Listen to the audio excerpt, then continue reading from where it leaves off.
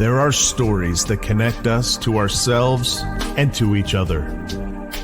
These stories reveal who we are and show us the many vivid colors of our truth. Welcome to Soul Wanderings, where we raise spiritual awareness and foster connections through these shared stories and personal experiences. Now, exclusively on KGRA Digital Broadcasting, your hosts, AJ and Natalie. Hello, hello, hello. Here we are. It's Wednesday. Hello, Wednesday Wanderers. Welcome to Soul Wanderings on KGRA Digital Broadcasting. Woo woo. Was so happy. Did I just do a woot woot? You just totally. I'm a woot woot girl.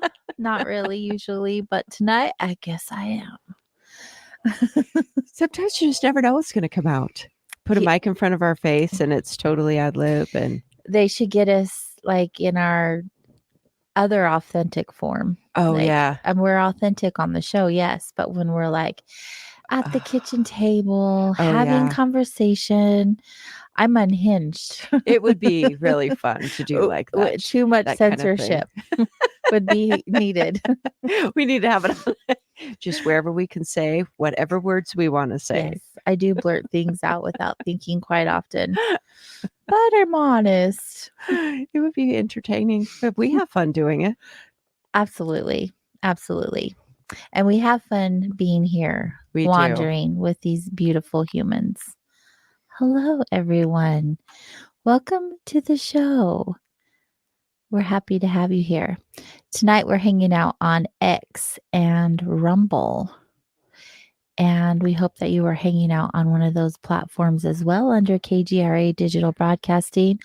Also, you can go to live.kgradb.com. I'm hanging out over there on all of those places. So say hi. We'd love to hear from you. What's up, Natalie? Oh, my goodness. I'm it's beautiful weather. We turned over into the spring category. We're in the 60s. Yes. So good. Can finally wear short sleeves without too worrying about it. I'm like, no, I'm still over here shivering a little bit, but today, but the sun, whoo, it's nice. about time. It's about time. Yeah. I love that sun. Get some vitamin D. Yes. It was very good for the soul. Very. To sit out on the front. I sat outside yesterday on my front step and just soaked in the sun for a few minutes. Oh, nice. Pausing. Very good. I'm usually a go. Or then sometimes I'll sit by my computer inside, but then like to just sit outside and go, I'm just going to be here. And I've noticed a lot of bugs. So the bugs are coming out. So it's like spring is breaking. And it was interesting last night. It was like these insects, and my cats love to chase the insects. I have cats that are very good insect. They'll just pull some fly or little moth out of the air with their paw. Cats are funny. They trip me out. They kind of freak me out. I'm not really a cat person, but they are entertaining. I do have to say that cats are very, very different than dogs. And I had dogs for years and one cat. But having no dogs and cats, it's interesting. They have like their own language, different language. Oh, yeah. Oh, anyway, that's a look into my world. Today I was thinking as I was getting my stuff and then getting into my car, and I was like, this is my routine life. I've lived in the same house for over 30 years. Oh my goodness. That's not like most people. No, heavens no. That is really awesome. I'm like, I guess there hasn't been a call to move. Sometimes I want to move and then it just doesn't really rise up to the occasion. So I just stay where I am. Well, obviously you're meant to be there.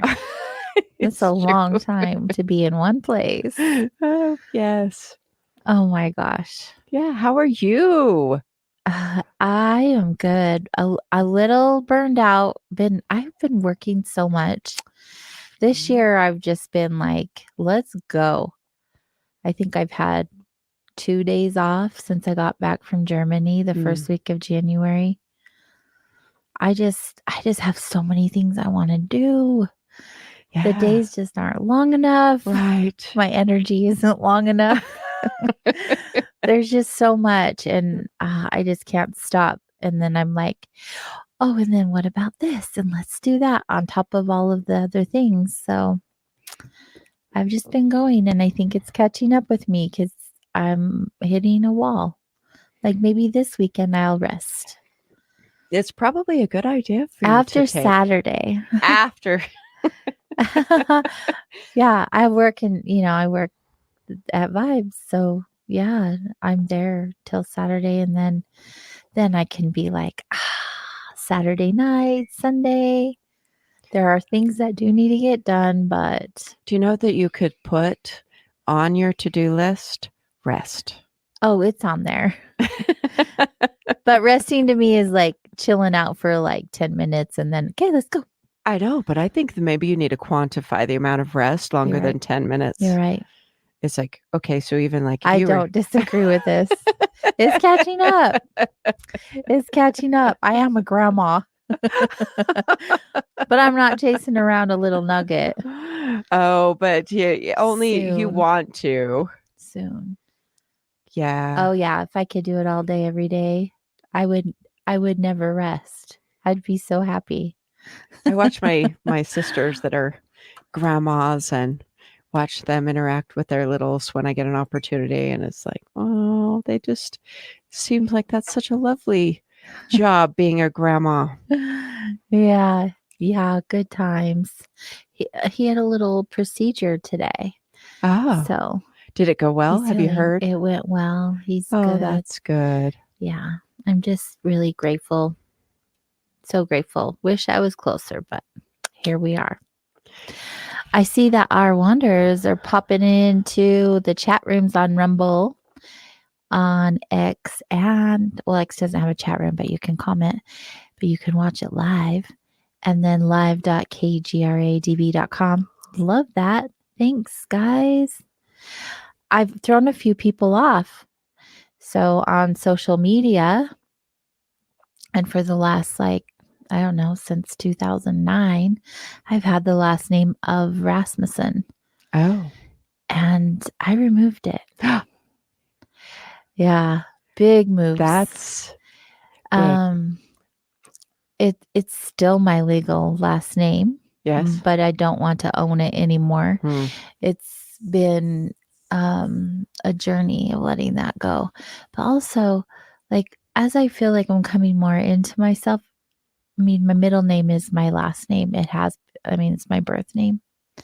So I just deleted a name. I didn't change anything. I'm still me. I'm just a more authentic version of me, if that makes sense. So that's been an adjustment, and I've had people email me. So to clarify, it is me.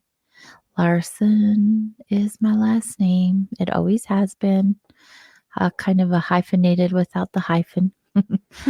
Yeah, we just took that off. Old energy. Moving on. I think that's a lovely thing to understand, that you don't like cleaning up and clearing up and owning and reaching into your potential. And some of that means shedding old skin or old names or old concepts or habits and letting yourself renew. Yeah, it's been really good. I didn't intend for this to go all deep and moody, but I mean, the experience that I had with that identity, that life is just an old book. It's not even an old chapter. Like I'm on a new book now. And so it just felt like the right thing to do. So I'm sure you're not alone in the fact that throughout a lifespan of any human, I've had it in my own life.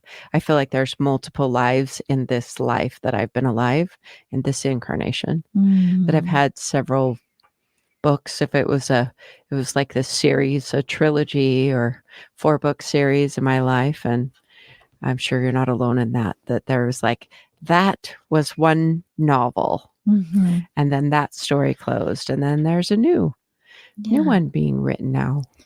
there is. There is. It's awesome. It's wonderful. So, yeah, I just wanted to clear up the confusion at the end of the day because people are writing and being like, "What? Did you get married? Congratulations."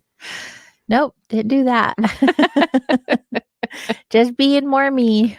But thank you for noticing, and I'm apologizing for the confusion. Well, there's no way to really do it without just doing it. seeming like it's a big announcement or there's something Oh new. yeah, there was no announcement needed to be made. If you paid attention, everyone always saw that name's always been there. I just removed the last part of it. But if you don't pay attention, then you think it's a brand new last name. And I got married or divorced or something, but I didn't do either one. Or just changed your Facebook name. Yeah, it's all good. We're good. You have that fluid identity, don't you? So you can just be different. Yeah, I can be whoever and whatever I want to be. Okay. Yeah. Anyways, so your week. Oh. So, it's interesting this week that I've actually used. So, referring back to our guest last week who talked about the solar activity. Oh, Jason. Yes. Shout was out. a fun show last week. And I brought that up several times this last week about the solar activity. And there was a lot going on this last weekend. I have to tell you, this came up with several people that were like, the weekend seemed to be a really like emotional time for a lot of people through this last weekend. But I also talked a lot about solar activity, and it really resonated. And I explained, I said, we have this sun that goes through all this activity, and it affects the Earth's magnetic field. And of course, we get affected. Yeah. And it's not something that I've routinely thought about. I usually think about the lunar, the moon, and the phases of the moon and how it pulls on the tides in the oceans. And sometimes the sun goes without understanding that has even more of an effect on our planet. It is so amazing to me, the effect that everything in the universe affects us. That it's just mind-blowing to me. And I can almost always, I'll start getting a headache. I'm like, oh, full moon must be coming. It is getting closer. I noticed it today. Yeah, that's what happens. Driving. It's like, oh. It is so bizarre. I don't understand it, but it's really cool. But yeah, there's been an influx of very emotional beings in the shop. Definitely. Amanda had, I guess she said most of her night was spent helping people in that way because they were all coming in crying or, in some sort of way. So that was exactly what Jason was talking about, how these repressed emotions and things are bubbling up. And just along those lines, that's my business. That's my gig. That's what I do. Talk about emotional things all the time. Yes. And ultimately it's to shift into allowance. The emotions have an intelligence all their own. There's an intelligence, but along the lines of just sticking with what was brought up last time. And then there's this influx of people dealing with emotional energy. Emotions are extremely patient, and we feel like we can pack them up and we can shove them in our lower basement, and they're way back in the back closet, securely locked up in a lockbox. And, I thought I dealt with that. You've heard this? I've heard this lots of times. I thought I dealt with that issue. And it's like, yeah, you dealt with it like shoving it into your big toe. You just kind of tucked it away. And so they bubble up. And let them bubble up. So if you go on a trip and you pack your bags and your clothes and you do all that stuff, and then you go on the trip and then you come home, you have to unpack the suitcases, wash the clothes that you're more on the trip, Eventually. put them on. Right. Eventually. And not everyone's good for doing that. Sometimes people come and they leave the baggage for 2 or 3 weeks and they Yeah. just don't deal with it. Well, this is what people do with the emotional stuff for years. Yeah. And so eventually they get called to like be unpacked. Yeah. And it's the other thing that's happening with our modern times is a speeding up. And the processing does not have to be long like it used to be. We can flip right through this now. Slip right through it. And so the reality is like, okay, if the emotions are coming up and you're having these emotions, you just let them flow. Yeah. Go sit by the river. Throw your troubles to the river or lay down on the earth. They're so simple. Or take a bath. Or take a bath. Let it go down. Feed them to the flame of a candle. These are all these kind of things. Energy is energy. Energy. Yes. Just let it go. It does not have to be complicated, or it could be really a really big ritual and you can make a big deal of it and end up burning in a backyard. Now that the weather's getting better, backyard fires are a great place to feed stuff to the I to the love flames. that so much. I'm so excited for summer. Let's bring on the summer. It's true. So this emotionality, Yeah, it's bubbling up. it is. It's happening. Who else has been emotional this past week? Maybe our listeners can give us some questions and input because yeah, I feel like it's not just a community thing. Everyone everywhere. Thing. Yeah, definitely. Plus, there's a lot of other factors taking place right now. So that are going to create all kinds of emotions like fear or hate and anger, all of those negative vibrations. I did have a question this last week that asked if I had come across anyone that was having really strong anxiety in 2020 this year because of the elections. Oh, and I said, not specifically, but I felt like it was a precursor. And I said, are you? And she's like, oh, yes. Yeah. I'm very afraid. And we should be afraid. Yeah. We don't want that vibration, but we should be concerned, right? This is concerning. Yes. Without getting political, because we don't need to do that. That's not what we do. But it actually is bringing up those heavy emotions for so many of us. It doesn't matter what side you're on. It doesn't. Us as Americans are kind of screwed right now. It's not funny, but it's like, to put it bluntly. I mean, come on, let's just be honest. Our system is an interesting system where we're given, eventually driven to two basic choices. Right. And it's very sided. And people are having a lot of energy behind the choices this year. So yeah. Hold on, it's going to be a ride. Yes, it gonna is. Yeah, I hope y'all have your emergency preparedness kits and then some. And so what I ended up saying to I'll be in doomsday, but I'm a realist. I told her, I said, there are times, and from some of great minds that I've listened to and have different shows and put information out there, it's going to be there's a lot of factors beyond just our election that are going to these times. And even 100 years ago in the 20s, the world was undergoing a time then too that was difficult. And I said, when it really comes down to it's coping skills, what coping skills do you have to move through difficult times?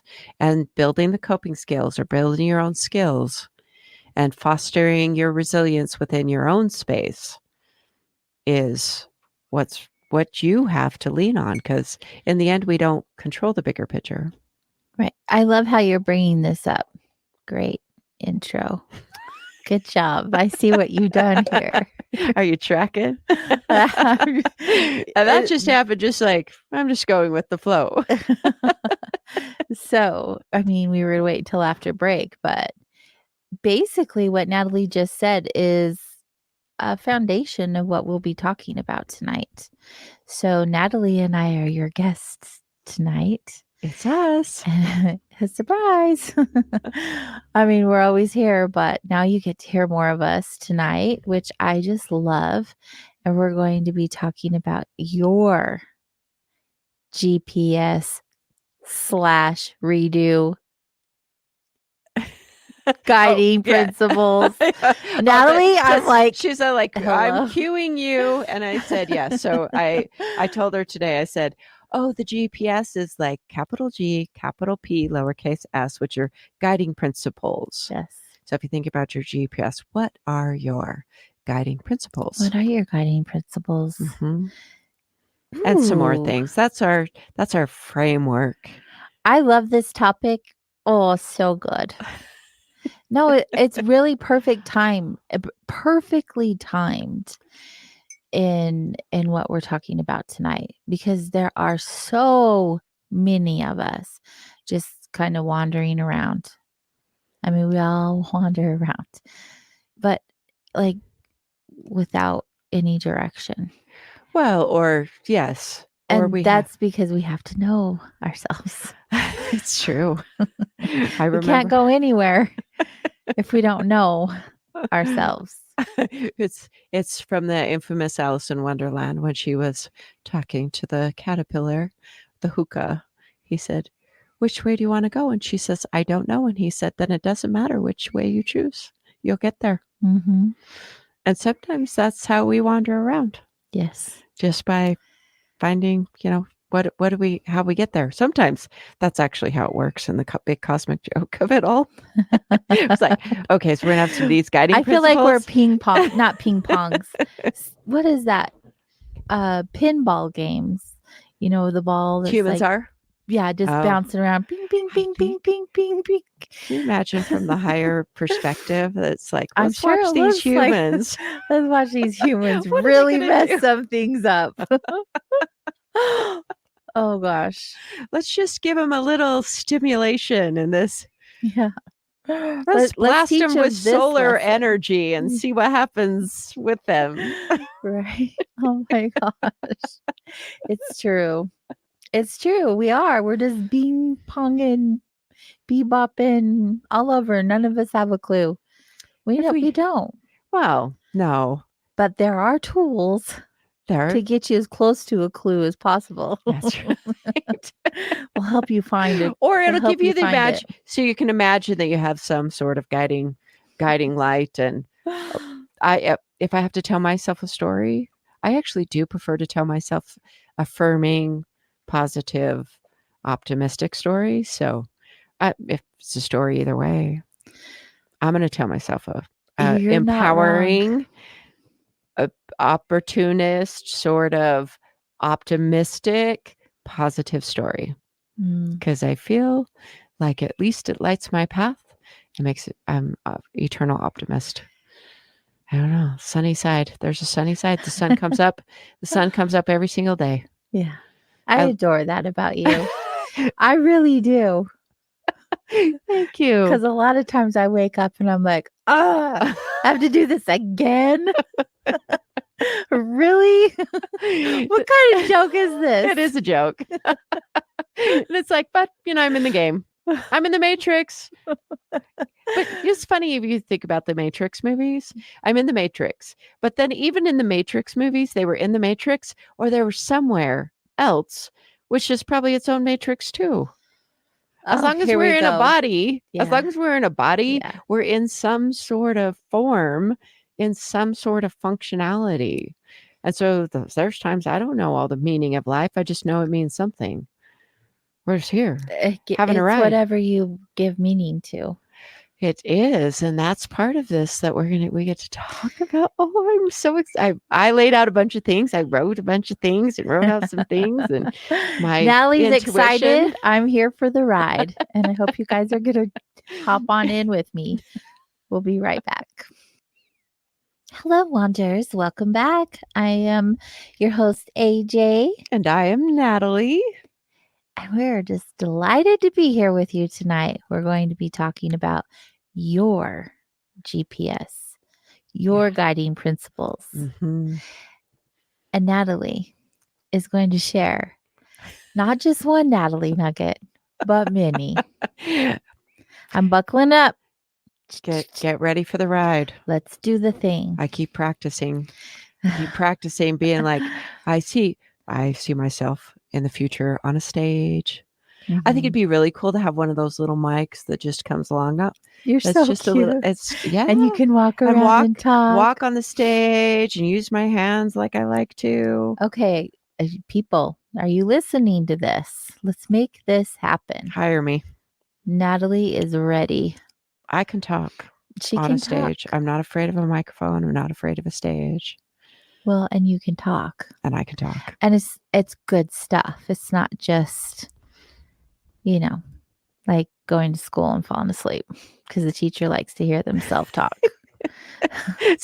Like it's good stuff. It's practical application stuff. It is true. I'm all about the practical application of consciousness. And that's why I said it. Those were your words. Yeah. So how should we proceed? Do you want to just like guide me? Do you want to just free flow? What are we going to do? Oh yeah. Let's just do the thing. So guiding principles. Okay. So let's start at the very beginning. Okay. First of all, when I hear you say guiding principles, I have a couple of things go through me. Okay. What direction are you taking us with this? Well, what couple of things went through you? First of all, what the heck is that? Guiding principles. Okay. And then I had to dissect the words. Okay. I get guiding. I get principles. Okay. So what does that mean for me?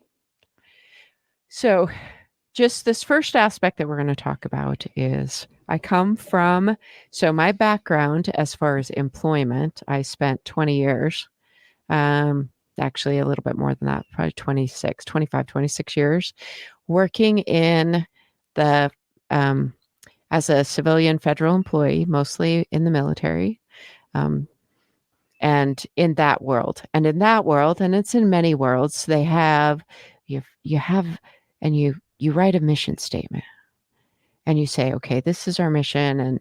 And so it gives you an orientation as far as this is what we're here to do. And this is the aspect. So this, along those lines, was what I was going to start out with, is the guiding principles. And it says, have you ever taken the opportunity to have you as listeners out there, you ever taken the opportunity to just sit down and write the things that are like your core values, your core principles?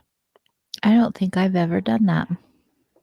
That's part of it. That's like, so simple, right? But I've never thought to write that down. To write it down, just to say, these are the things that are of value to me.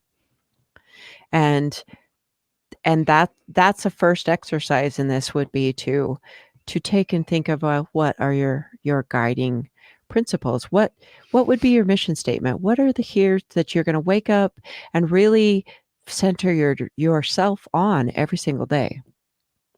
Now, most people have something. Maybe most people. I don't actually know. It's just not something that this kind of came up recently because I was thinking about 2024 and interacting with people, and in volatile times or in times when we get tested, all we have is what we have inside of us. And when we get squeezed, what's inside of us comes out. And so if you have centered yourself and you have certain principles, that's what you take with you in troubled times. And that was the inspiration for tonight, is to center it around that and then break it down into smaller bite-sized pieces. So if you haven't taken opportunity, write this down and say, what are my guiding principles? You may be surprised at what comes up when you just sit and give yourself some time for that. I'm feeling on that. Yeah. What comes up for you? Just I don't even know. I think of a lot of things. Sure. I'd have to fine tune it before I said it out loud, just because I'm a big believer in manifesting. I say it out loud.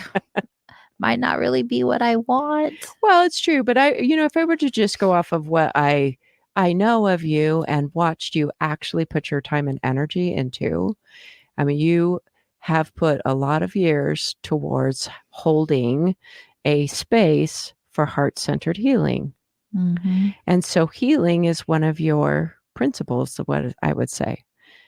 That healing the world around you, or holding space for people to have the opportunity to heal in their own space, and because people that come into our space bring themselves there, and it's holding space for people to heal. So that's one of those things. Mm-hmm. For me, I know that I'm just a natural teacher.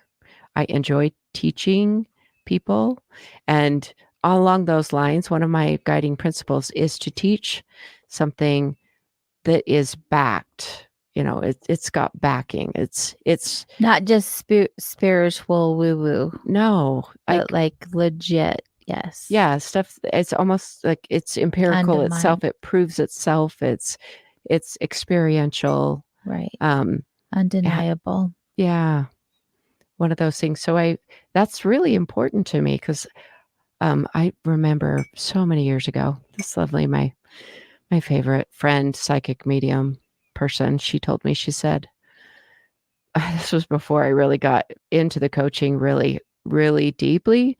She said, just be careful, because people listen to you, Natalie. They listen to you and they hear you. And so be responsible with that.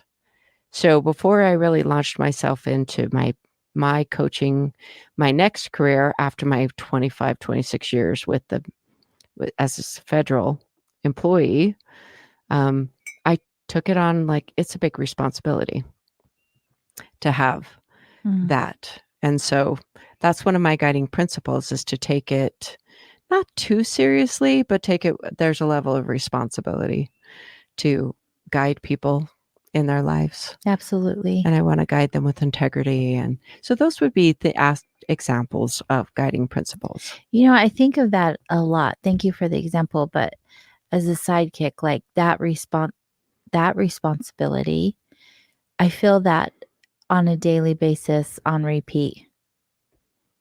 It's like everything that we say in that space, people will take it literally.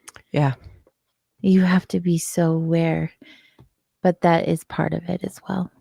That is part, yes. So when you consider and you wanted to take some time to write down and consciously ponder your guiding principles, you may be surprised what comes out, or you may just be validated or affirmed by what you end up working through. I'm going to do that as a practice. That's crazy. Of all the exercises I've done, like all the tests, all the things, all the, whatever program, that I've never heard of this. Like, actually, you would think it'd be common sense. We would just do it. But I think a lot of us don't write it down. We just know it or feel on it occasionally, I think that's really, really powerful to write it down.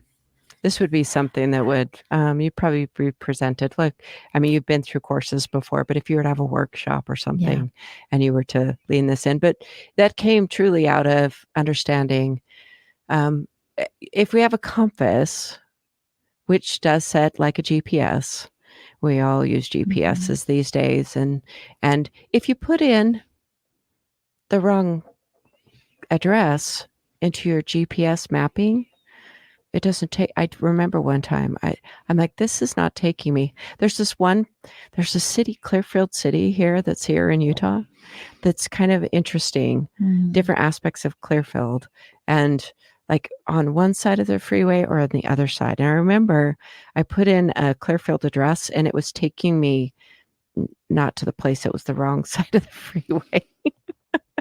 So sometimes your GPS doesn't really, if it's not, if it hasn't been fine-tuned, or if it isn't updated, then it doesn't get you where you want to go. And so along these guiding principles, they maybe need to just be considered, and conscious consideration of your life is beneficial. A lot of times people they don't really even stop, pause for a minute and say, what's important to me? Mm-hmm. Is that what I'm after? Is this what I'm putting my energy into? Mm-hmm.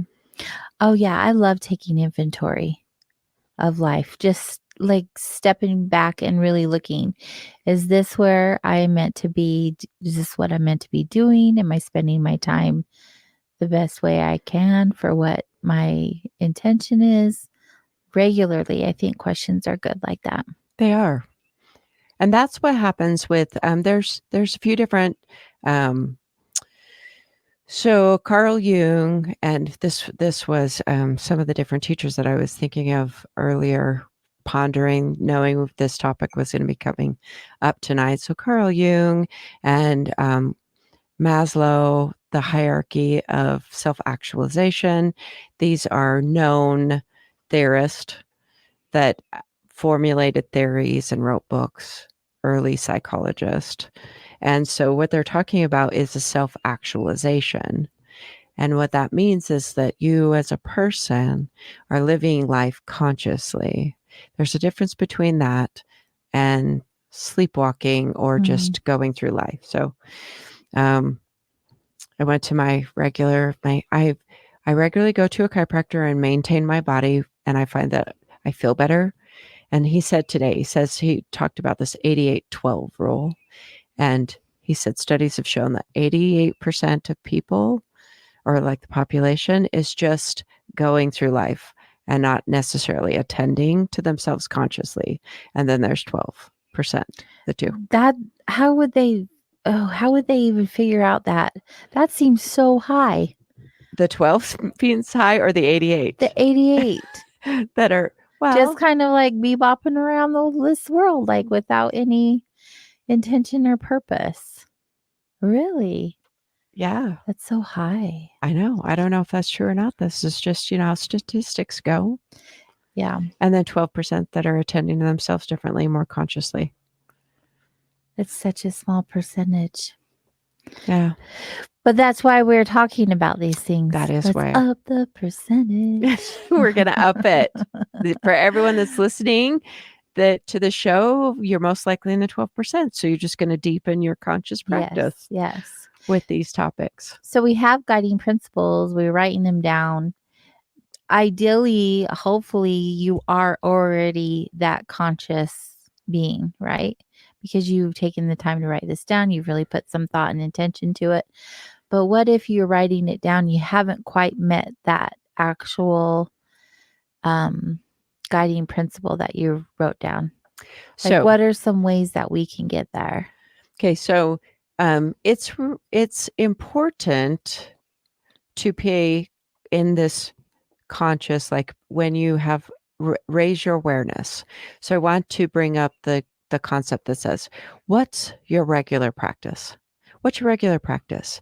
That means day in, day out. We all have routine. Everybody does. Even when people like, I don't have a regular practice. And it's like, whatever it is that you do routinely is your regular practice. Mm-hmm. So I routinely wind down, like I like these match 3 games. I like to just I deal with people and conversations. And sometimes I just want to just play a game and let just like mellow it out. Sometimes that's more often, that probably longer than I need to, but that is one of my regular practices.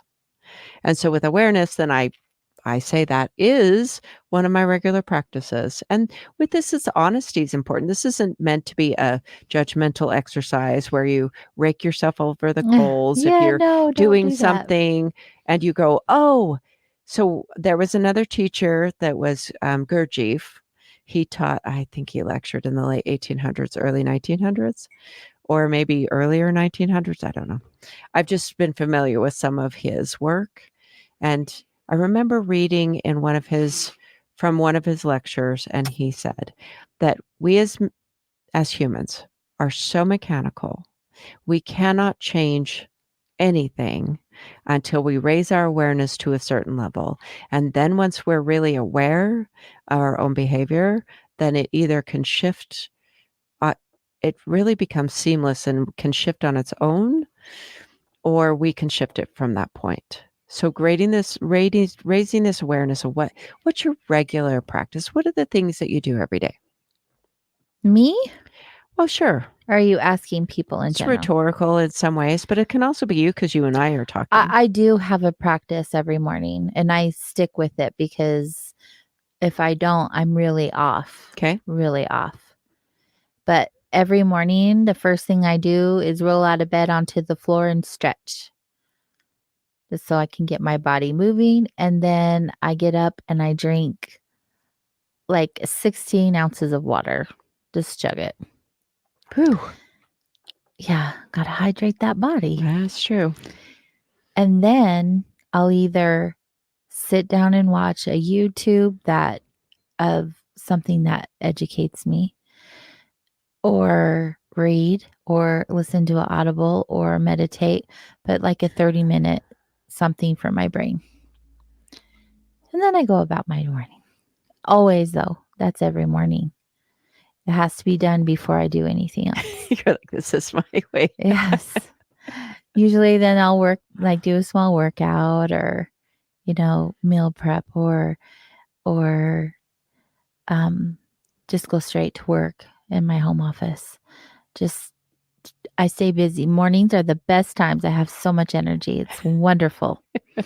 That's lovely for you. Yeah, but it's every day. So I think it's important. Routine is important. And what you're doing in your routine is really important. So in evaluation, when you pay attention to what your routine is, and if you can feel into that, and you feel whether that's, is that infusing value into your life? And this is for the listeners out there to say, I get up and I have a love of coffee. So coffee is my regular practice. I love coffee. And sometimes I generally, depending, I usually don't have very long till I start work. It's usually within an hour from when I wake up, and I hit the ground running. It's true. Oh my gosh. Once I get out of bed, that's so good. I'm like, give me hours before I have to go somewhere. I like to take my time. Do not rush me at all. I pop out of bed, and then usually it's about an hour that I start my sessions or things like that. So that's a little touch into maybe what's the news, what the pulse of the world is, and then my time is usually later after I've worked, that I made infuse and read a little something or listen. Yeah. I do find for myself personally, if I want to add teachings or inspirational things like you were talking, I like to listen. Mm-hmm. I want to listen while I'm puttering around doing dishes or household chores. Always. I always listen have something. Yeah. Spiritual teachers. I've spent hours listening to different Alan Watts, or he's my favorite. My human design lectures. I did so much. I have to say, gratitude to the ability to hold these spiritual teachers and their recordings, and it's all available so easily, because I grew a lot, I know, listening regularly to Alan Watts and the spiritual teachings of these gurus. Ram Dass is another one. I've spent a little time listening to Sadhguru for a while. And I just find it's interesting to let my brain feed on some other higher principled teachings. Mm-hmm. And so infusing that, and then that gets in to my framework, and then I can add that into my guiding principles. So this starts to orient your guiding principles in a different way. You cannot act or come from a space of anything that isn't inside you. If it isn't inside you, how can you utilize it? Mm-hmm. So there's school for these things. That's really, if it's not taught in elementary or high school. That made me think of a quote I had to write down today. Yes. Because it was so good. I'm looking it up, so if you want to keep talking. Yeah. Oh, here, I found it. Okay. The degree to which a person can grow is directionally proportional to the amount of truth they can accept about themselves without running away. That's beautiful. Right? Yes. I was like, oh, yes, this is the Without kind of goodness. running away. Oh, so good. So when you brought that up, I was like, ooh, that's exactly what I wrote down today. Go figure, because we're doing the show tonight. It's just the way it works. But that's it, right? Yeah. I mean, And we there's no really shame. get to know ourselves. Yes. And please don't carry shame or guilt about the fact that you find something that could be tuned and adjusted. Don't spend a lot of energy in guilt or shame. Those are such dense vibrational. You say don't do that, but I have to say, when you are feeling those emotions, you don't just stop feeling them, right? Right. So, I mean, from my experience, I mean, my whole life until like the last several years, was I able to let go of just feeling guilty that I even existed. I mean, to like silly little things, and then the shame, and then just like how hard you become on yourself. Right. And when you get in that cycle, it's really challenging to get out of that cycle. You can't just stop feeling guilt and shame or whatever emotion. So what would you say about that? So that leads me to the next thing that I want to talk about. That is, the vast majority of the population have open minds. So our brain is quite a sophisticated antenna. It's a neural net up in our brain system. So if you consider our brain like an antenna, and I want you to just consider that through our air in any given modern city, there are Wi-Fi signals, radio signals, television signals. Who knows what else is being put out into our air? We don't even know. We have no idea. No idea everything that's being broadcast. If we could see that sort of energy, we probably wouldn't even really be able to see each other as clearly for all the things that are being broadcast through our air. And so our antenna, that's our brain, is open to that. And most of the population, 70% of the population, has this open system. That's in the framework of the human design. So just considering that, we are quite programmable. Very much so. Right. And that can be looked at as extremely negative, or it can be a beautiful opportunity. Neuroplasticity is a thing, which means that you can be reprogrammed. Right. We are constantly getting worked on. Right.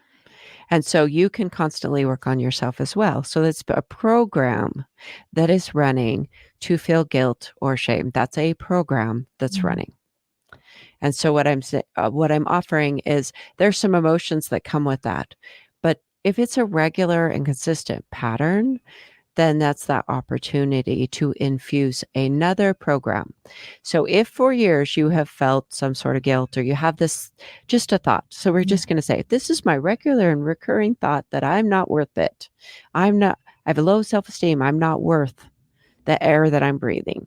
Let's just say that's a thought that someone has in their head, which is really a very sad thought. But sometimes people feel that. So you are given an opportunity. This is a conversation where we're giving it an opportunity to change the culture inside your head. There's only one person that's aware of all of that culture, that thought stream going on inside your head. Only one person. And so that's up to you to say, oh, committing to a different culture inside of yourself. So if you're tired of feeling guilty about things, and you're just like, okay, so along with understanding, raising your awareness, maybe track. So what, so I'm going to shift a little bit just for a little more concrete example before we run the breaks coming up. But I wanted to say, so how many times you hear people that say, I'm sorry, frequently? Yes. So this is an easy one to work with. So the thing is, though, is I hear it all the time, and I'm like, ugh. Right. but when I'm around those people, I start doing it. Talk about programming. And then Yes. I stop myself and I'm like, what am I sorry for? Right. But yes, go ahead. Was It's this- just very programmable is Right. what I'm saying. So there is this understanding, and we've touched into the human design, but there's times where a person will have a consistent way and nature about them, and if it's your consistent nature to say I'm sorry, look up the word sorry and see if that's what you want to I am. Because I am, follow whatever you follow I am with is programming. I am as a programmer. Yes. It's like code. And your for us body humans. listens. It does. Your body listens to everything you say, and everything is a vibration. Everything. It's wild. Until I understood that, I didn't know. No. But we're telling you now. So, Yes. So if you were to just track how often you say I'm sorry, awesome. and then you say, okay, so I'm going to raise my awareness of when and you start teaching yourself to listen to the words that are coming out of your mouth. That's a skill. So the skill is to start to listen to the words that are coming out of your mouth. And so you listen to that for a little while, and then raising that awareness, you make, you want to be as committed to saying something different as you've been committed to saying the thing that you want to replace. And that might mean that you have to say it 1,000, 2,000 times. So you have to dedicate yourself to 2,000 times of saying the new thing. To reprogram. Yes. And it's worth it. It is worth it. I know that it is worth it. It is very true. It is so awesome. Uh-huh. Wow. I love, I know what you're saying. I love, other than guiding principles, but like just the refresher and just having the conversation. It feels like if you guys already know this information or you're already practicing it, like you can never hear this enough. It's like a validation for your soul that you're doing the good thing for you, right? Yeah.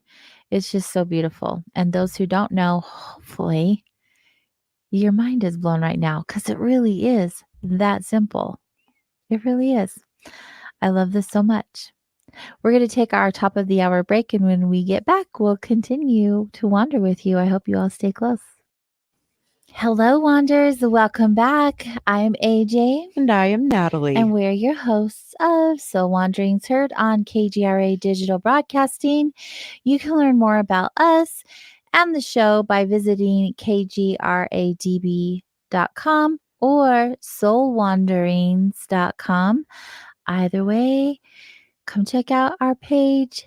Go to our social, like, share, follow, all the things. Spread the word. Support the show.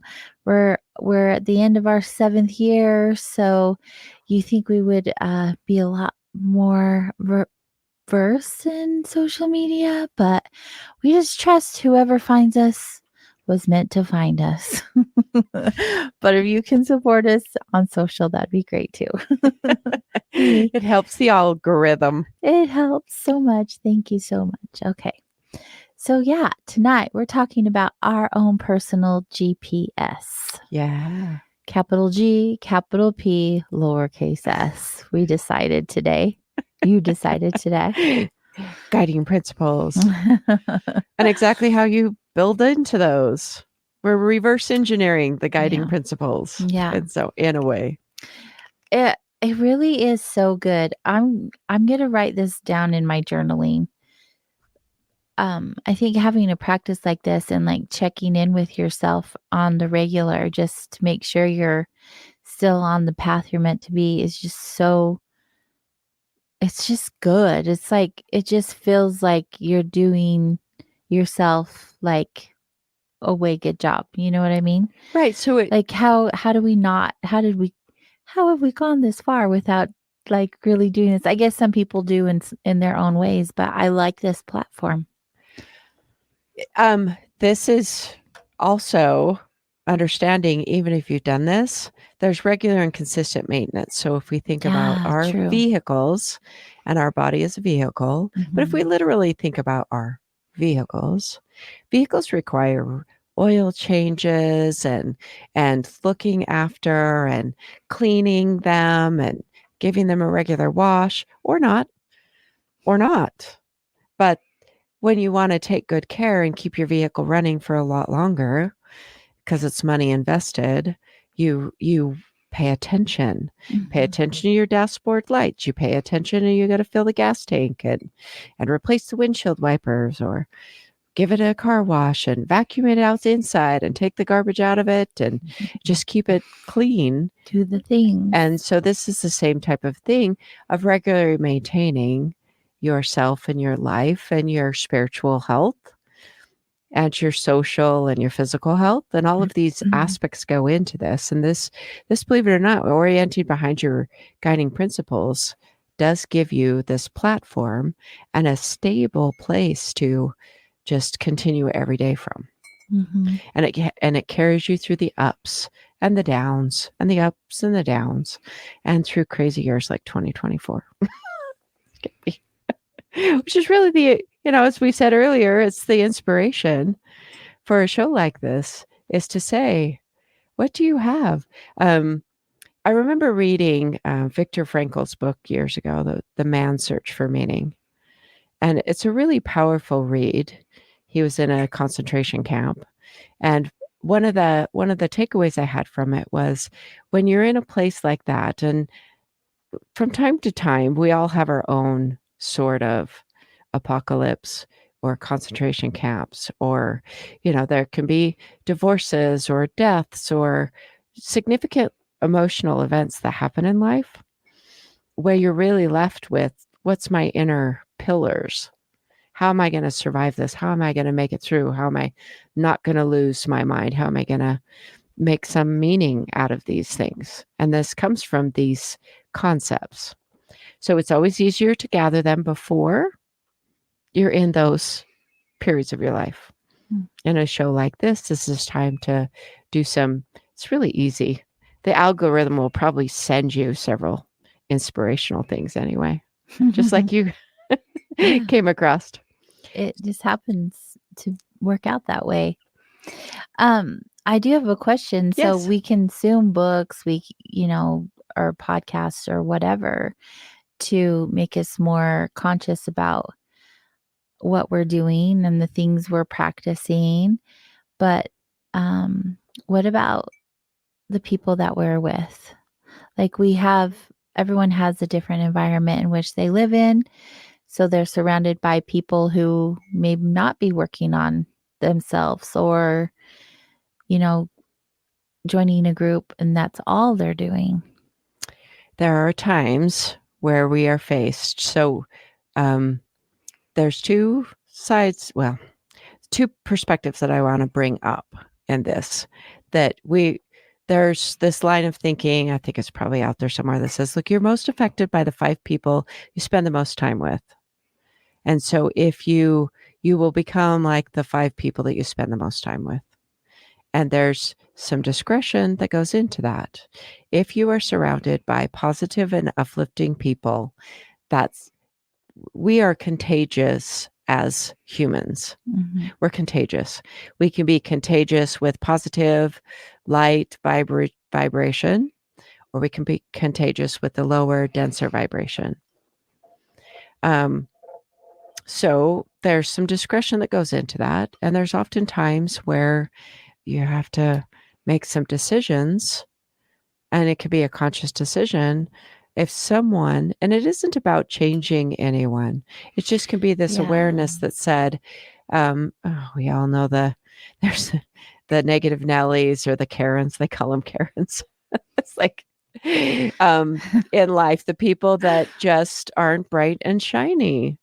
And there's times where it's okay to limit your exposure to those people. Yeah, you must. Yes. That's just toxic behavior. It's true. And if that happens to be you, then maybe this is a show where it gives you some things to think about to work through some of those difficult mind scripts that are going through. Right. I think some people are just so much into it, so far into it, they don't even know if that's them. Yeah. Do you know what I mean? So I know. just send them love and compassion. It's true. And that's the thing where if you're surrounded by people that have that down energy, Mhm. it doesn't mean that you have to cut them out of the life, because sometimes the contrast is really important to show, to say, oh, okay, to learn compassion, Mhm. you have to be given. Don't hate the petty tyrants that are in your life. Don't hate them. Right. They're your teachers. They are your teachers. What gets under your skin. And so sometimes you there's the challenge in how do, and it can be like the my intuition is showing me like the honing, like if you want to sharpen a knife, you're going to run it along a surface that's going to grind that edge rough. down. Yeah. The rough things in life actually can sharpen our skills and can sharpen and even dedicate ourselves more closely to our guiding principles. Mm. Now, one thing I want to say is it's important to understand that there are people that can be opinionated, that can tell you how to live your life. And they may be some of these people that are not that healthy. And they want to tell you how to live your life. I think that happens quite often. So I'm going to grant everyone permission. You have full permission to question anyone's authority to run your life. How is it that you're qualified to tell me how to run my life? Give me your accomplishments. Tell me how good you've got it going on. How do you know about my life so well that you can offer? Or even the ability to question how well they're doing on their own. Yeah. That's Anyways. on the lighter side of that. Yeah. We have to laugh at it, right? Well, life, the other thing that I really do realize that we're having when we have these conversations or this sort of forum where we present these ideas and theories and concepts, then it needs to be applied in anyone's life. Mhm. And when that's applied in anyone's life, then that's really shows for each individual, there's this concept that says, okay, well, if you get these guiding principles and you write them out and you determine yourself and you're set out to rescript yourself, you're going to be headed for some changes. Mhm. That's what happens. Yeah. We've both been that in our life, where we shed people that don't serve that reason, season, lifetime. There that saying that says that people are in our life for a reason, season, or a lifetime. And we are also in people's lives for a reason or season or a lifetime. So if you want to improve your life and you set out, be the change you want to see in the world, and your world will change. And I'm not saying that there won't be some difficulties along the road if you set out to adjust your own frequency and your own vibration, and it will affect the world around you, and there will be changes, and there's going to be some integration process, and it's a journey. Of course, but that's what we're here for. That's what we're here for. It's worth it. Yeah, this is the big thing. Mm-hmm. What we're talking about is like the big thing. Yeah. Become more knowledgeable of ourselves. Mm-hmm. Connect to our truest form. Right.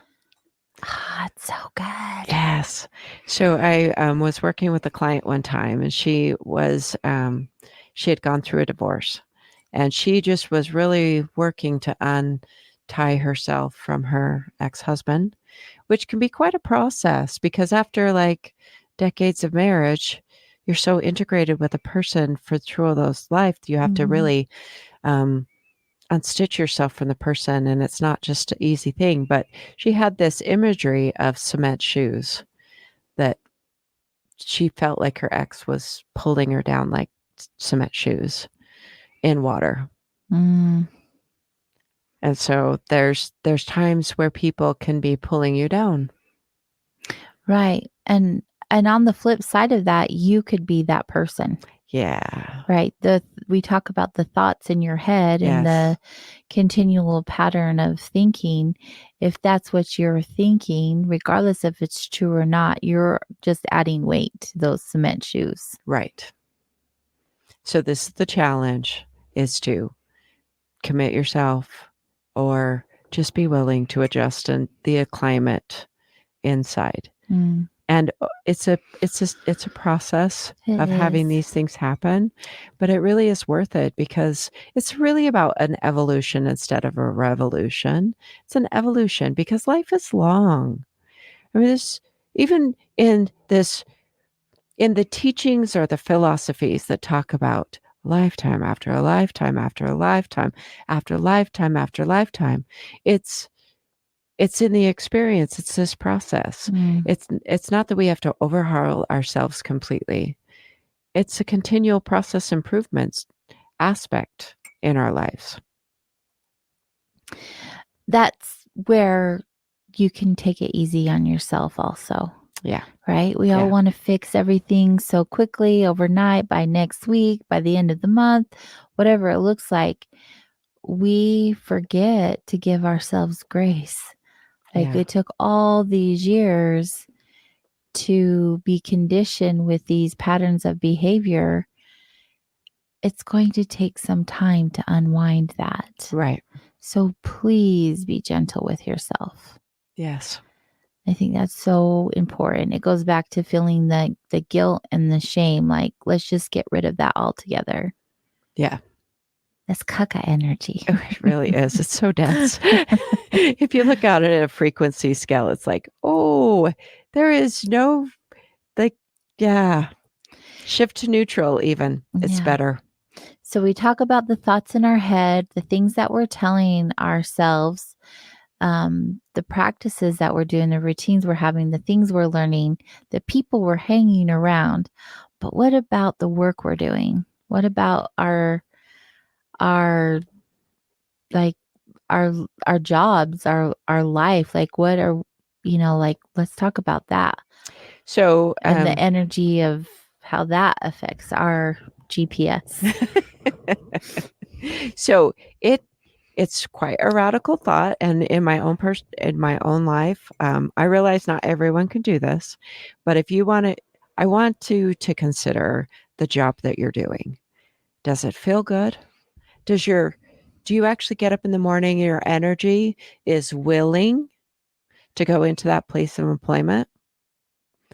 If it isn't, there's a lot of people. I remember reading this statement or this question that said, is your job making you sick? Would you quit if you realized that your job would give you cancer or a stress illness? Would you change it up? These are thought processes to really understand. I think a lot of people would say, well, no, my job pays good. I can't afford to quit my job.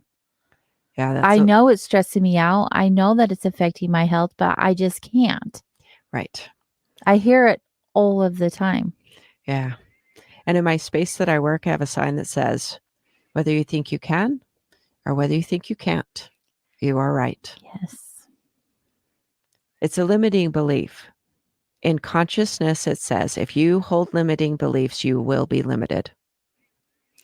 I think that was one of the biggest obstacles for me because I am a realist more than anything, I think. And having this idea of like this big grand change, like moving to a different city or getting a new job or anything that scared me, it was always a shutdown. I can't do that.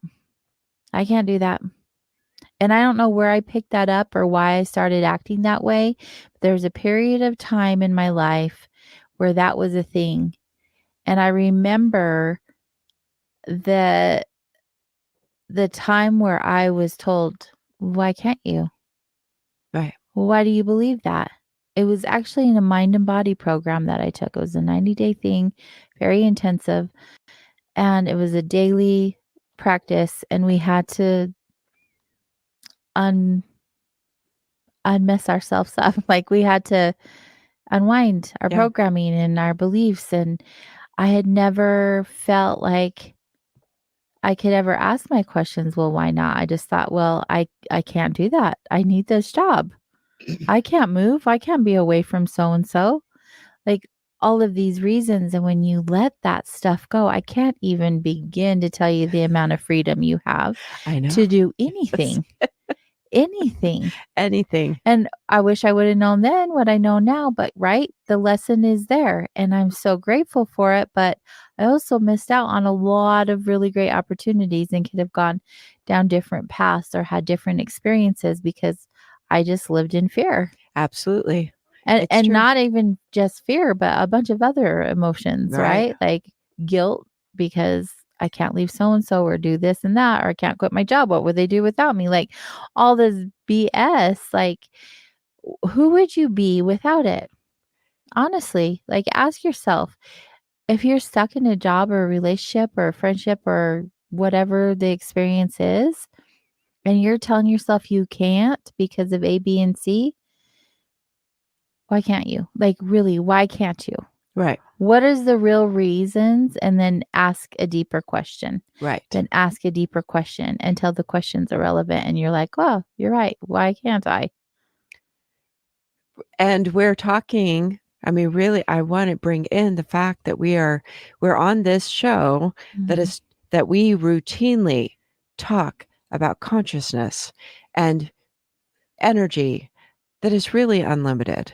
And so within the realm of consciousness, there's one teacher that's widely available, or a channeler, Abraham Hicks. So Esther Hicks channels Abraham, and that's from this other dimension or higher consciousness that says, look, the universe is just so generous. It wants to give you everything that you ask for. And it is so generous that if you ask it for can'ts, it will give you as many can'ts as you ask for. It will give you whatever it is that you're asking for. So this isn't about, okay, so I hate my job. My energy isn't good for this job. So I just need to quit tomorrow, right, Natalie? No, that's actually not what I'm saying. Don't go out and quit your job just because. I mean, might be something that you do and it was a long time coming and you'll open up other doors and opportunities. Go for it if you're clear. However, I want to bring up the fact that says, okay, if you have these can'ts, that means it's automatically limited. And if you're listening to the show and any of this is resonating, then that's the first step to say, just take off the apostrophe T. Say I can. Say I can for a week. If you've been saying I can't for like a year, 52 weeks. Yeah, you could give it a go to say can for 52 weeks. Right. And see what happens. Have yes days. Yes, have yes days. And so the teachings of Abraham Hicks talk about we put things out into the vortex and we say, here, universe, I'm ready for this level of a life. And the universe brings it to you. And you get to say, thank you. It for real happens. Thank you. It so and happens. The more gratitude you have, the more you'll receive. It's so good. We can't make this up. You have to try it for yourself. Right. So I have a really simple example. So I was putting, I had this cash and I was taking it to my credit union. And before I went into the credit union, I did this little tiny meditation where I held this green money and I pictured it growing and growing and growing and just like this perpetual like growth in this money. I just thought, well, I'm just going to picture this as a growth thing, seed money, pictured all this in. And then I had counted it. I took it into the credit union. I gave it to the teller. There was $20 more. He said, I counted this much and it was $20 more. And you're I'm like, of course it was. look at it grow already. Maybe I miscounted or maybe it grew. I don't know.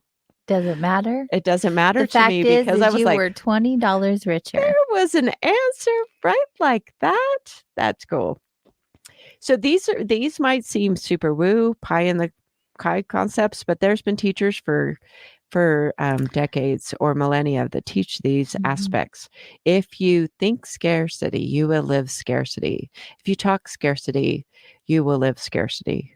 If abundance is not always dollar bills, but it is an aspect of it. But the abundance is generally so. If you have this job that you don't really like, just take an opportunity, a minute, dedicate 10 minutes to consider what would feel good. What would your body want to get up every morning and do? If money was no object, what would you do? And if you don't know, try again and try again and try again. Like this is an opportunity just to say, I don't know, what would I just want to do? Even if that's like, I would just like want to sweep gutters for my life. Maybe I want to run a street sweeper. Maybe I want to be a gardener. Maybe I want to, it can be just really, you might be surprised at the answer. These are exercises, and underneath all of this is an exercise of allowing yourself to step into a space without limits and imagine and have inspiration. Yeah, just what if, people? Yeah, this doesn't mean, okay, this is the way I need to plot my course and this is where I'm going to set my GPS to. It's this new thing and it's going to be this thing, maybe. But that's not the idea of this conversation. This conversation is to realize that we routinely as humans place limits on ourselves and it's conditioned, and most of it's not even things we chose to put into our brain concept. Right.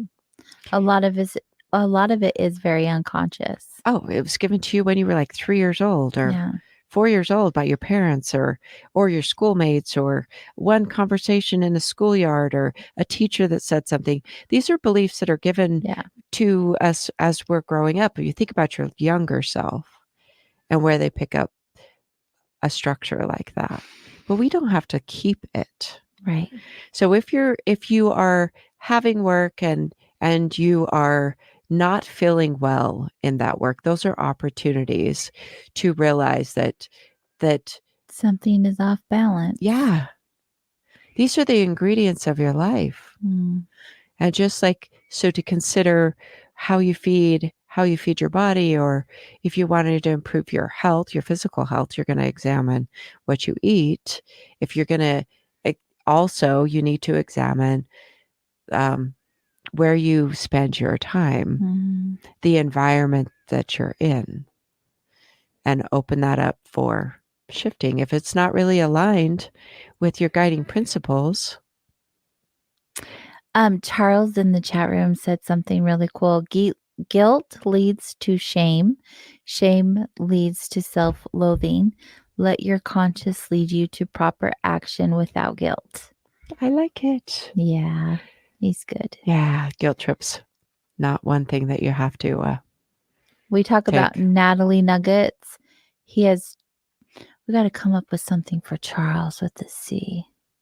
I'll think of it. Yeah. Because he always has these. I actually have some of his quotes written down that he's just shared throughout the years. Long-time listener. Thank you, Charles. You're the best. Right. Yeah. So we're so good at getting in our own way. I say this all the time. Like, we talk about these things, we practice these things, but we're human. Oh, so we can fall back a few steps too, or we have to start over, have a new guideline in place, or whatever that looks like. I think it's just really wonderful to just even infuse some new things. This in part came up because here I am in 2024. I have my own experience and this year, and so I revisited some channeled works, and this was channelings of the Law of One, which was Ra, the teachings of Ra, and I just read, a few pages of that. Mm. And that was enough to infuse a new sort of vibration in. It's a reminder. Well, and I like that you're doing that now when you did it however long ago, because you're a different version of yourself today. Right. You're going to get something different from it. Yes. And every once in a while, just like, okay, well, let me listen to some Abraham Hicks or turn on Alan Watts or revisit the teachings of Ram Dass or the Course of Miracles I keep by the side. And these different, they just remind me of my higher self. Mm. And so the higher self, it's always there and ever present, but I'm in the density of a human body. Right. And the higher self is mostly the passenger in this human body. And the human body is having a human experience. And that's the whole point of it. Because we live here on the edge of expansion. We're at the point of expansion. And the whole consciousness expands as we do our human thing. So you can't really screw it up because it's all the expansion game. It's all it. Right. We're just leveling up. Yes. Or just providing contrast. And sometimes if you're the person with the concrete shoes, you are the contrast person. And it might not feel good to be in that experience. And you have a choice, or maybe you don't. I don't know. But there's part of that that's like, if you're having a rough go in your life, it's a rough go in your life. And I'm not saying it's all, I'm really not a person that's like all rainbows and kittens and super Pollyanna all the time. People that know me know that. I know, but you are a lot of the time. It's true though. Like you just have this beautiful, optimistic point of view on everything. Everything that is happening, that is challenging, you always have something to say to that person that is a high vibrational answer. So always. In my 20s, I worked in an office for, as I was saying, 20 plus years. I mean, I work in a different kind of office and it's different things. But when I was in a cubicle farm with cubicle walls, my walls were plastered with affirmations. Yeah. When I was a young woman, I took to surrounding myself with affirmations, and they were always around me. I could see that. And that was my programming. So that I'm talking from experience of it works to program yourself with. I was not. In my nature, my nature is to undervalue myself. When I was young, a young woman, teenager, I struggled with self-esteem. I've come to now, well, I'm, 50, in my 50s now, so I'm much older than I was then. I've come to understand that that's not, there's different ways of my being, and I could see why I struggled with that. But back then, I needed to fake it till I made it kind of thing.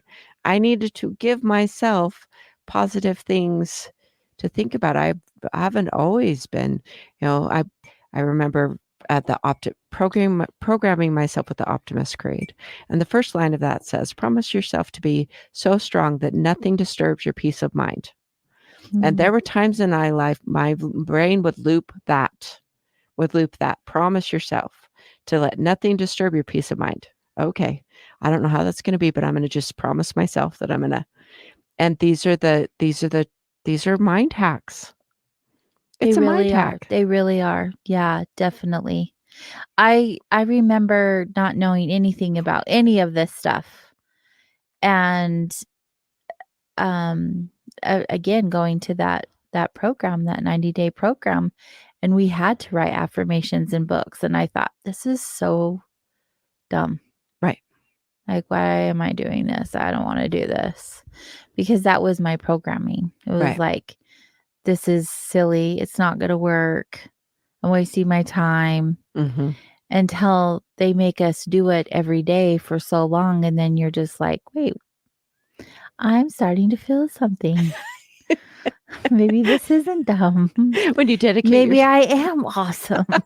Like whatever your affirmation is. And it does seem silly and kind of trivial if this isn't your jam. Right. It really, I think so. Even now I'm like, yeah, it's kind of corny. But I did it. I did the thing. I even had my son write his own affirmations, and they were all around his bathroom mirror. And I was like, you need to say these to yourself 3 times a day. And he's just like, oh my gosh, my mom's whack. But I think it's so important. It really truly is. That's Like, when you that's can. the biggest thing about like what we say to ourselves is the biggest thing. It is so important. It really is. Mhm. So you can measure the strength of your ego by just paying attention to how silly you think saying an affirmation is. She puts it in that context. Yeah. So, There you okay, go. ego. Yeah. So the ego, it's like you don't want to grow. The ego gets really afraid about this growth process. Oh my gosh, we're going to die. No, no, no, no. No, we're totally serious. Everything. Nobody will love us. It'll be all this kind of like, no, no, no, no, no, don't grow. Don't grow. That's like, no, it's scary. It's scary. And the higher self is going, but I really want to grow. I really do. And the ego's like, no, it's going to be really scary out there. There will be nobody that'll like you. You'll lose all your friends and nobody will ever talk to you again. No, You that's will, over exaggerated, but you will lose friends. well, you will. That's just part of it. I know. It does hurt the heart a little bit Oh, for sure. when you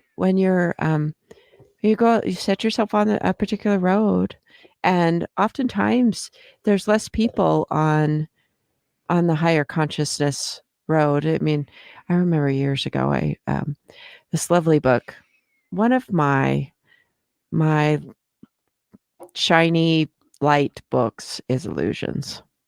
It just is. When I read it when I was 16, and there was something about that story, and it's either a really interesting story or a profound way to live life. And I remember reading it. But in the story of Illusions is this teacher and a student, and the student is given this book that's a Messiah's Handbook. And in the Messiah's Handbook are these simple statements, and they're like they're the it's a Messiah's Handbook, so it's these statements that are at the Messiah level. If you're going to live and be this guru or be able to walk through walls, because that's one of the examples in that, and balance a ratchet and over your head, and swim in the ground and walk on water, that's what messiahs can do, then you've got to do these things. And there were these aspirations that I would put there. It was from that framework that I would frame. Many of these were on my office walls, infusing me with a higher.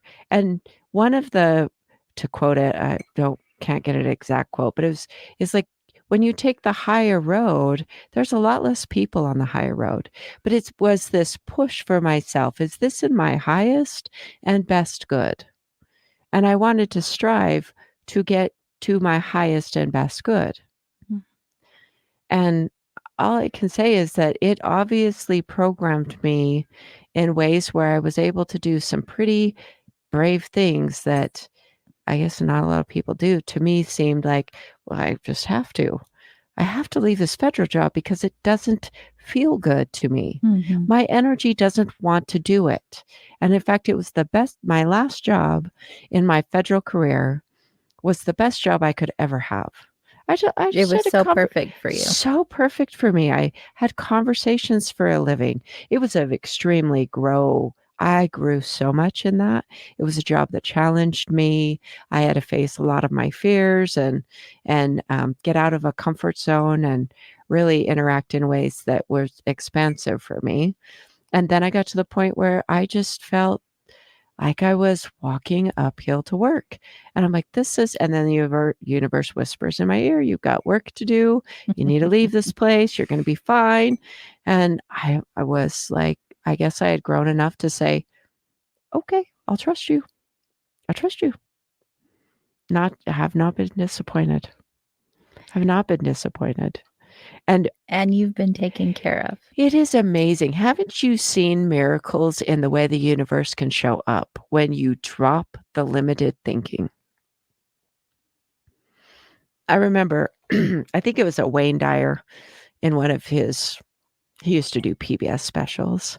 And I think it was in a Wayne Dyer thing Did that I he listened to. really? Yeah, he did. Oh wow. Um, I didn't know he that. said it was either him or Ram Dass that said, "You look, you can take a thimble to the universe and ask for a thimble to be filled, or you can back up a Mack truck to the universe, and the universe will fill either one.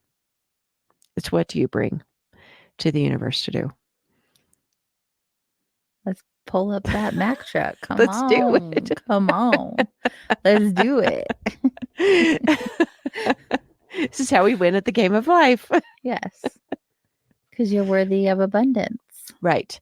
But I do have to say, and this is like fine print. Be careful what you ask for. Well, it's okay. It's on the lines of this. I was kidding, but not kidding. Right. So some of it's be careful what you ask for, but some of it is you need to grow yourself to be able to carry the abundance level that's bigger than what you currently have.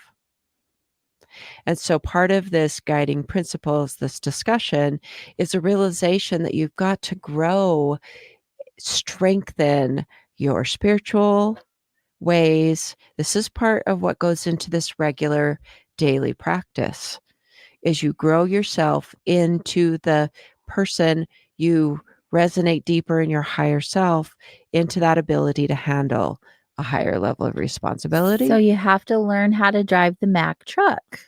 Oh, look at you go. Yes. Because you're the one that's going to have to back that Mack truck up.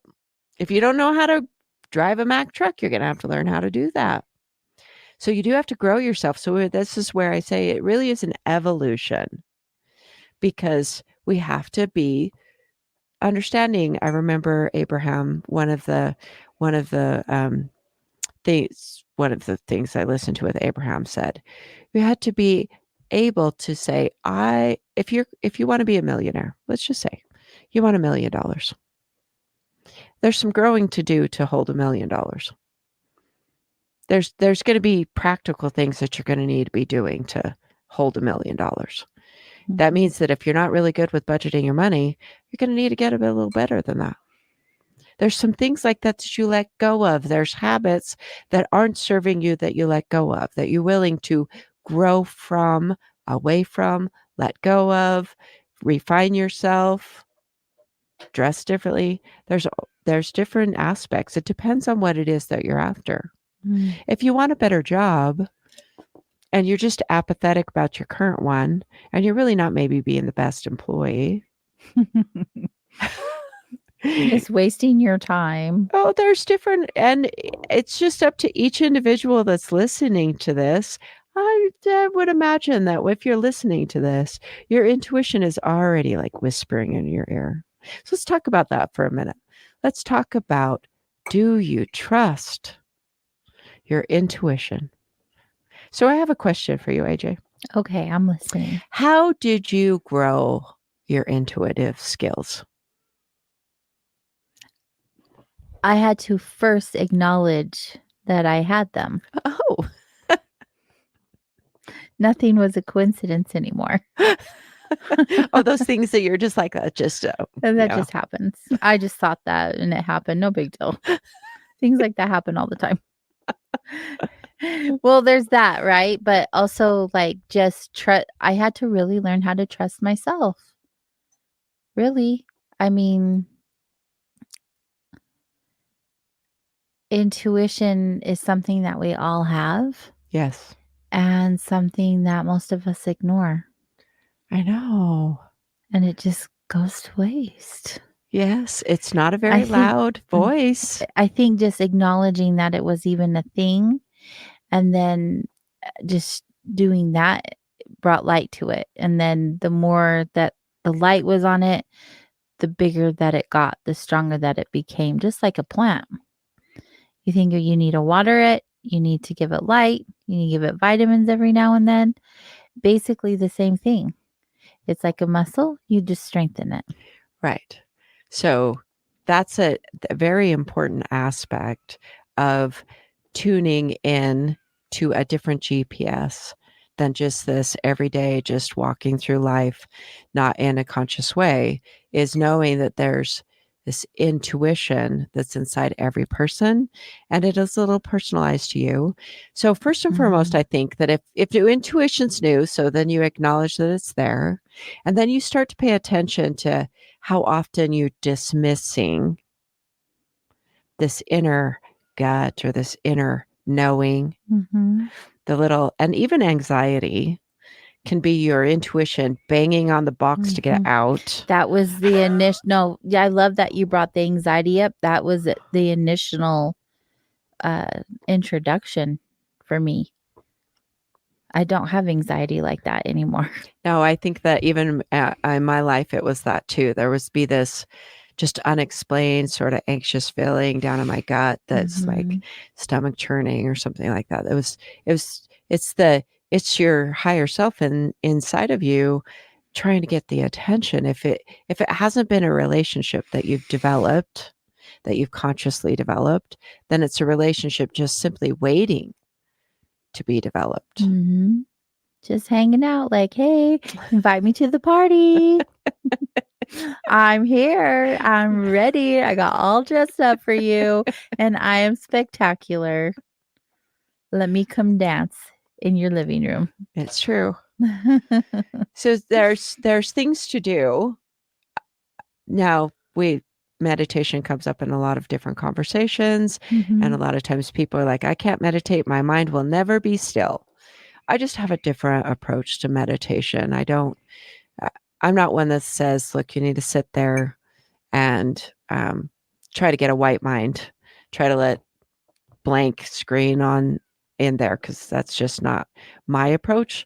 That's definitely an approach, and there's definite benefit from any form of meditation.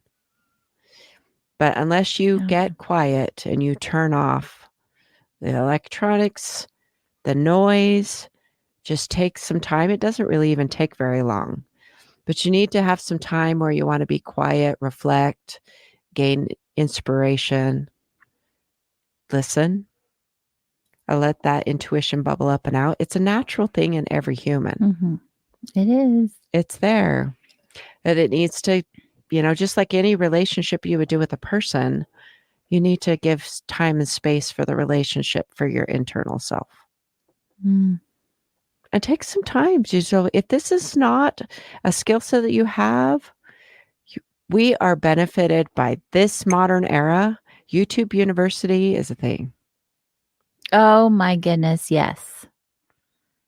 And that's where I spend so much time.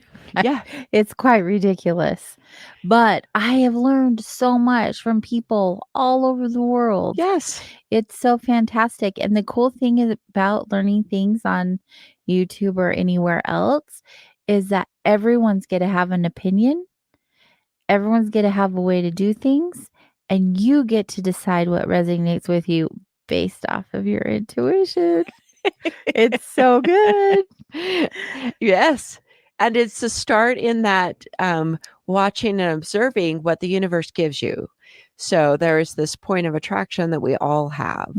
And the universe will give us what our point of attraction is sending the signal out for. So we will attract to the level that we can currently navigate at. If you want higher or different than what you're currently, if you look at your life around you and things are not exactly what you feel like your potential is or what you'd really want to have, then do these practices. Tune into your principles and study a little bit on tuition. It doesn't take very much to read, to teach the mind. Right. And that's like, for me, for instance, like cognitive things are a struggle for me. It's just part of what I'm experiencing in my life.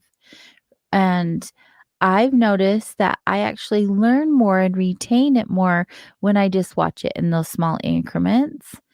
And it's also really neat because you learn something for 5 or 10 minutes and then you practice it throughout the day or the next day and then go learn a little something more, but you're actively engaging your brain at all times by doing that.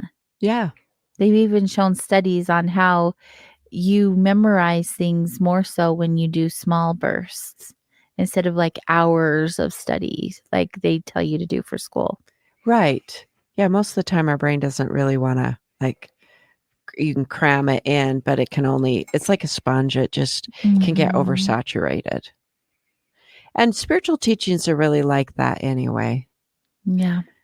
Like in Buddhist philosophy, or there are people that will go and to an ashram, or they'll give them a puzzle or something to ponder on, a mantra, simple mantras.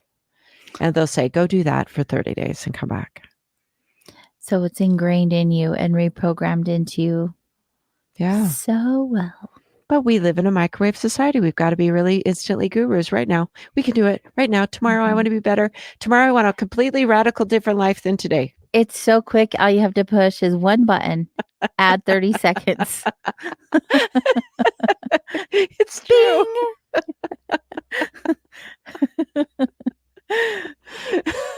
Yeah, it doesn't really work that way. No. Because you always add 30 more seconds. Yes. You're like, that wasn't hot enough. My microwave is one of the like 1200 watts or whatever. It's a really powerful microwave. I've actually learned I need to throttle it back a little bit. It's like, you're a little less. Let's power you down so that you don't like. Or just don't use microwaves at That's all. true. But still, I like the That's analogy. his little side conversation. No, it's so good. Like, this is what is like, we're laughing about this. And there are people out there like, this is probably really stressing them out. And I just think, look at this as an example of how free you can feel when you do the work. Oh my goodness. We've had our stressed out times in our life. Oh, yeah. No, Natalie and I, we've gone through some things, but that is what is so awesome about it. Like, I cannot stress that enough. And now I feel like I'm going to be like, go team, go, we can do this. Because I'm always cheering people on. It's my thing. But honestly, like, it's not a sales pitch. We're not trying to sell you anything. No. We're trying just a better you. Yeah, we're just trying to convey that there are ways to become better versions of yourself that aren't hard. Right. It really is so simple, and we overcomplicate everything, like I've said, and it really doesn't have to be that way. No. But if you pay attention, how much resistance are you experiencing in life? Does it feel like you're walking upstream in your life? That's a clue. We're not intended to walk against the flow of life. Right. Turn your little inner tube around, go downstream. Go with the flow. You're gonna have some bumps and things if you're riding on the river of life. Life inherently is like that. Otherwise, we would be bored. We would be bored if there wasn't some things going on. But there are times where the universe is really squeezing people to get their attention, because it's like, this is not is this the life that you want to be living? Is this the life you're born to live? And little changes. What are you feeding? What sort of spiritual teachings do you?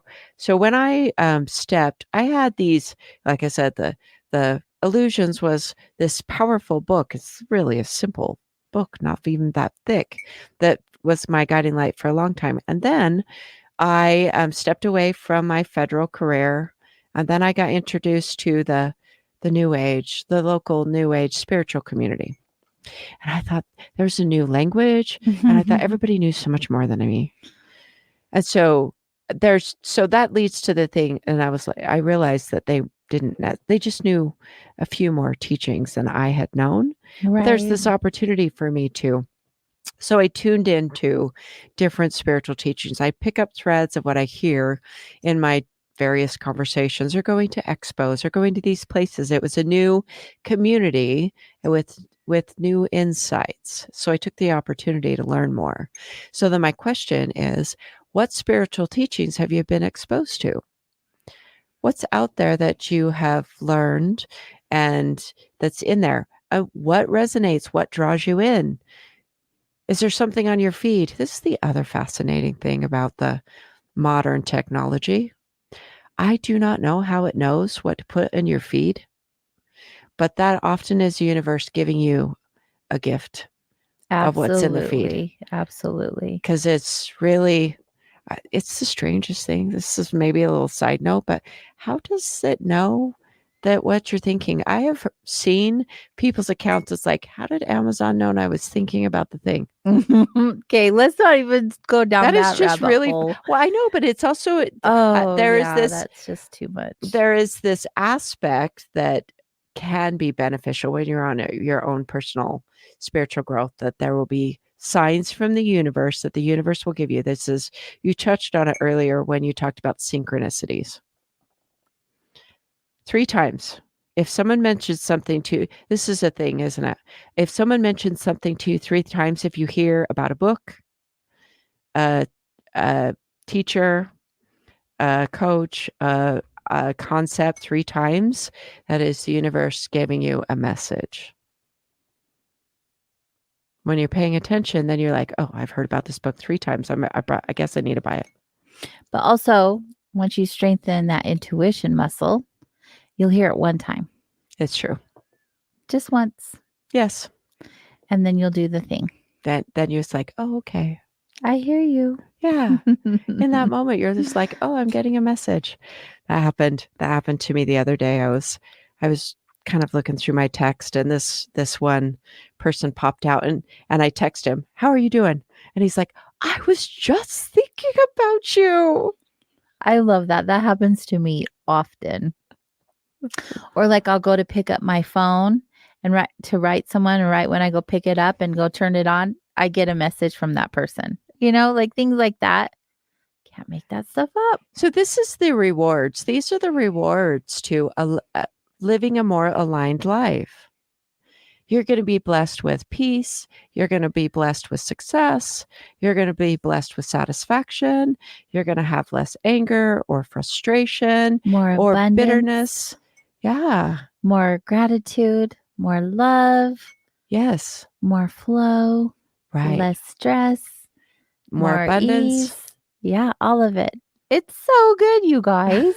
That's all I got to say about this. It's so good. It's our testimonial for a life led well, that and just keep sanding it down. Like our edges can be sand down smooth, and there's periods of your life where there may be a lot of spikes and difficult things that you keep running over, and your tires keep getting flattened, and you're just like, oh, I need to clean up some things, and how do I know what to clean up? And there's just some simple practical things to do as well. Pay attention to what you're eating. How are you caring for your body? Are you sleeping well? Sleep is a thing. I've had several conversations lately about people and the difficulty sleeping. I've heard that also. People are having difficult time sleeping. I think there's a lot of energy. Have you been? I have had more. I had the strangest dream last night. I've definitely been having more vivid dreams. I have learned over the years to not get too wound up over sleep, and so I allow myself to drift back into it. And I've developed a much more relaxed relationship with sleep. But I also have a life that I'm not having to answer to an alarm. And that's really helped me so much with sleep. I don't like the regular rat race grind pushes you into a framework. And if you're healthy and happy in that framework, that doesn't need to be overhauled. But a lot of times your body is telling you that it just isn't for you. It doesn't want to wake up at 5 a.m. to an alarm. I agree. And so that forces a dysfunctional, unhealthy relationship with sleep. And creates stress in your body. It does. Yeah. We're running out of time, my dear. No, but it was fun to bring this down to we just have a few more minutes. Things. So this is what's fun about when we hang out like this, is because we don't just get a beginning Natalie nugget. We get an entire show. I literally just sit here and just smile and nod, because everything you're saying is just beautiful and in alignment, and it's just fantastic. I enjoy it very much. Thank you And- for the time and energy you put into sharing all of this goodness with us tonight while I hung out. Easy I'm just night tonight. so grateful for the opportunity to like teach and educate and talk about things that I find so powerful in watching people transform their lives. Isn't it awesome? It's so Oh. beautiful to witness. I had just my client that walked in today. She was super bright and shiny. Yes. And that's just She wasn't like that last time I saw her. No. Yeah. And she's just learned just to track within her own body and framework just a little bit different. And I was like, oh, that is so love it. I love that for her and you and the space. Like, it's what we're doing. That's what we're meant to, what we're meant to do. I think it's fantastic. Been blessed by many teachers, and I'm glad that I can be a teacher as well. Thank you. You're welcome. You have taught me so much. I have to say, I'm getting a little distracted. Everyone in chat room is like active. I love it. You guys are awesome. Wherever you're joining us at X, Rumble, or live.kgradb.com, thanks for hanging out with us tonight. I hope that you learned so much, or that you were reminded or inspired. And we'll be back with you next week with a brand new guest and our smiling faces. So we hope you're with us too. Until next week, everyone, be good to yourself and be good to each other. We'll see you then. Have a good one.